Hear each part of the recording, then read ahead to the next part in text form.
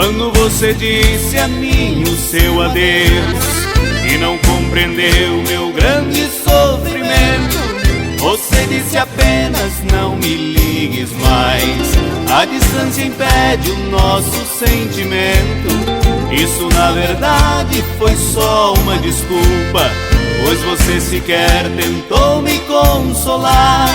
Mandou que eu saísse de forma tão bruta, sem pensar nas voltas que o mundo dá.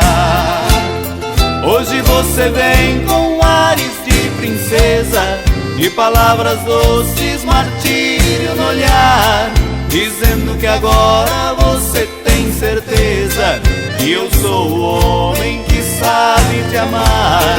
Saiba que eu não quero mais saber de súplicas e não adianta vir me acariciar, pois meu coração já foi machucado.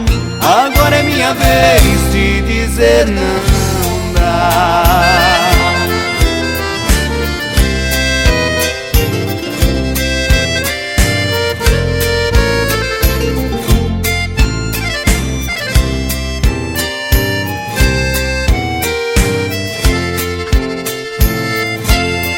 Hoje você vem com ares de princesa, de palavras doces, martírio no olhar, dizendo que agora você tem certeza que eu sou o homem que sabe te amar.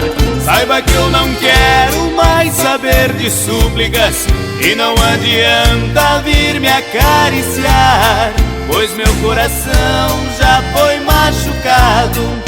Agora é minha vez de dizer não dá.